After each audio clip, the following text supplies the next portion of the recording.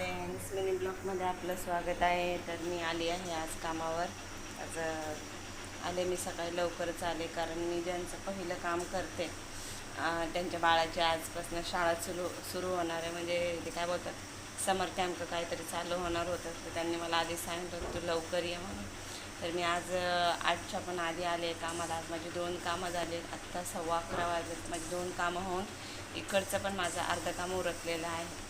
तर आजचं जेवण जे आहे, इकडे डाळ भात लावलेला आहे, पीठ पण मळून घेतलेलं आहे.